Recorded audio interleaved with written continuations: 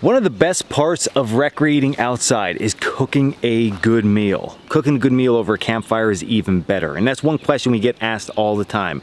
How do you properly cook a meal over a campfire? Lucky for you, today, I'm gonna show you those skills.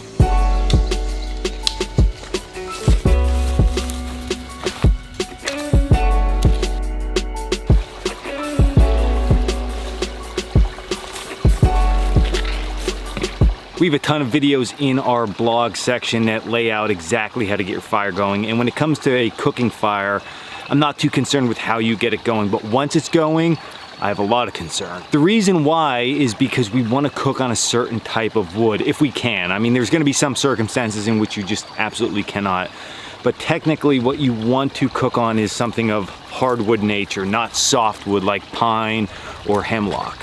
Now I know what you might be thinking. You're thinking, well, I don't know enough about trees to be able to identify that, but yes you do. It's very, very simple. So when you go out and you're gonna collect your wood, just look at what kind of trees are around. If they are trees that have green needles on them year round, try to avoid that wood. Look up and decide, okay, where did this branch fall from, and make a good decision. You can also, as you crack the branches apart, feel if they have any kind of sap or stickiness to them. That sap then burns off with an unflavorable result on our food, and it just doesn't give us a good flavor. So whenever you can, try to use a nice hardwood, maple or hickory, something like that, to cook your food with. It's just gonna enhance your experience that much more. But like I said, this initial fire, just get it started however you need to get it started. And one more quick thing before we get into actual making the fire, because this sort of goes hand in hand. There's really only 4 concepts when it comes to cooking, and that's boiling, frying, grilling, and baking. We're gonna cover all of them with our campfire.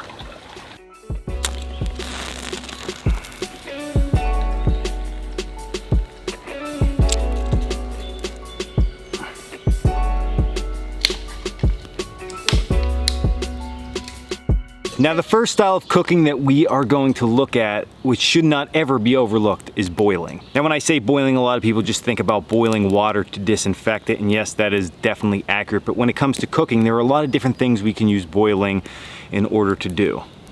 First, think about things like stews. Making a beef stew with vegetables in it, boiling and simmering works great for that. We can also carry very easy trail rations such as pasta or even our famous ramen noodles. Now the nice thing with boiling is you just need some type of pot or cup that you can hang over the fire, and then your meal is just all done, totally complete inside one vessel. It makes it so easy for us. Now the reason that I like to talk about boiling as the first cooking option is that it requires little to no fire regulation. As long as your pot or your cup has some type of bail or hanging device, you can hang that very simply with a tripod or a stick over your campfire. Remember, our ultimate goal here is to get that hot enough that the water or the juices inside begin to boil, and then we just basically have to let the fire simmer down, or we can lift the pot up a little bit higher in order to regulate the heat for that. So it's a very, very simple concept, never to be overlooked. Next up is frying, and frying food over a campfire can really take your experience to a whole new level. I mean, think about all the good things, from French fries to potato chips, to chicken, to, I don't know, buffalo wings, all that good stuff, right? You can make all that over a campfire very easily. Now I like to put this right after boiling because, as we mentioned with boiling, it doesn't matter how your flame is. I mean, there's not much regulation that's going on there. So once you build your first fire and you have that flame going crazy, as it starts to die down, when it's close to getting to the point of just embers, that's when we want to place our oil on the fire. Now, one thing that you don't want to do is put your oil in a pan or in a pot and place it right down in the fire, because there's a good chance it's going to heat up so quick that it's going to catch on fire or burn. So as the flames start to get low, and when they start to get about from ember to top of our thumb, like thumbs up, yeah, it's time to cook, that's a great time to get your oil on the fire. I'm going to show you one method that's very easy to do this to keep your oil up off the fire. So right now my flames are a good thumbs up height. I'm going to take my grill grate from my flat pack and I'm gonna just lay it across those rocks that I put in place in order to hold the grate. Now, what I can do really easily is I can take my oil, I can add it to my pot or to my pan and start to get that hot. What you're probably noticing is that there are flames at this point. We're not cooking on just embers. But as this continues to die down, those flames are gonna go away and we're gonna have a hot bed of embers under the oil. We can then very simply add small sticks the size of a pencil to this to increase that flame and keep those coals nice and hot. So once these flames die down to just embers, that oil will be just about ready to fry in. So with a hot bed of coals underneath, this oil is ready to go. And then third on the menu, everybody's favorite, grilling. Now this is somewhat of a continuation of our setup for our frying dish, okay? What we're looking at here is I have our grate still in position from frying, but underneath I have just a hot bed of embers, and that is what is so super important. So with a setup like this, even though it doesn't look like it's hot, you hear that? Beautiful. Sizzling and cooking very, very well. But what a lot of people are gonna ask is, well, what about that heat? Is it gonna dissipate over time? And yes, it will dissipate over time. So it's important that we continue to feed this fire. And what we're looking for is just small sticks. So it does require some maintenance, but grilling should be a faster process. We shouldn't have our meat on the grill for 15, 20, 30 minutes unless we have some big, thick, juicy piece of meat, or maybe we're doing something else that's gonna take some time. Majority of the time, it's gonna be a very quick type cook. So if your embers are starting to die down, very small sticks, just easily fed underneath,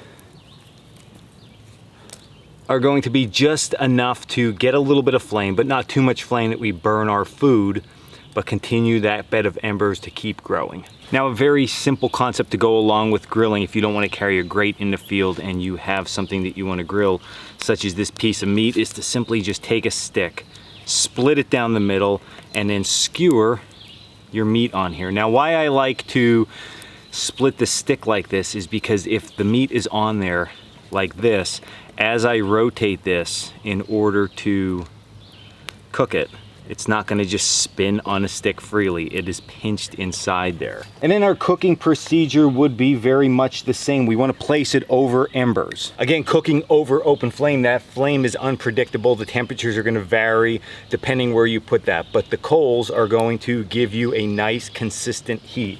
So again, I highly recommend have an area of the fire that you have your flame, and a secondary part of the fire that you have just hot coals that you're feeding with small sticks.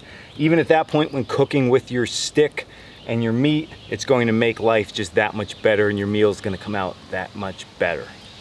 And then the final way of cooking that is overlooked so many times at camp and out on the trail is baking. Baking can be done with a campfire. You just need some certain tools. So as many of you already know, Uco makes this really cool grill called a flat pack that you can put in your backpack. There's different sizes to it and stuff, and it opens up. And if you don't have anywhere that you can make a fire pit, you can cook with this with wood or charcoal. But this thing also can get transformed over to an oven. Yes, that's right. We can transfer this thing over to an oven. Now, it takes a little bit of work. I would definitely suggest trying this out at home first so you understand the setup, but I'm gonna show you that right now. So with the flat pack comes the grill, the grate, and then the grate handle. Okay, so for this, what we're going to do is we're gonna use every single piece. First thing we're gonna do is we're gonna open up the grill and we're gonna take the grate and we're going to work it right down the center. Now, don't over press this that you break anything, but it is a very snug fit to get it down inside here, but it does fit. You can hear how that's sort of just locked into place. That also holds this open at this point. And as of right now, this front is very wobbly. So what we're gonna do now is we're gonna come over to the side. We're gonna take the grate handle. We're gonna go in the back side and work it through the grate just as we would if we were using it with the grate. And then we're gonna come further up, spreading that open, and we're gonna work that in the grate from right here. What this does now is locks this in place so it will not move. Okay, so we have that grate handle separated and we have that in the front. And then last but not least, we're going to find an area near our campfire in which we can set this. Now, the theory behind this is that the heat from the fire is going to flow into here and it's going to work itself through, keeping this inner area hot. So in my case, I have a flat rock. I'm going to set this on and push it close to my fire. Now, if I would just let this go, it might stand up, but to be on the safe side, what I did was I took a rock and I'm gonna just set this behind. That's gonna hold this back leg open and it's gonna keep that grill in place. A few cooking tips with this. You don't want the fire directly underneath this setup. You want it out in the front. So you want the radiant heat to work back into the grill. You are going to need a second vessel. Just be careful that if you get too much heat underneath, at some point, of course, you can burn this. So it's very important that while you bake this, you move it around, and if at any chance you can flip the item that you're cooking, such as a muffin mix or a cookie mix, flip it part of the way through, but you're still gonna have the opportunity to bake this. So very simply, I'm just gonna place this inside, just like this, and allow that heat to cook that. Now our baked goods are inside our oven. What you need to remember is that baking in the outdoors is going to take time. It's not a fast process. So it requires patience and it requires just sitting back, relaxing, and watching your item bake. So turn it, spin it, flip it if possible, and sooner or later, it will get done. And there you have it, the primary cooking strategies over a campfire. See, very simple. You thought it was gonna be so much more complex than that.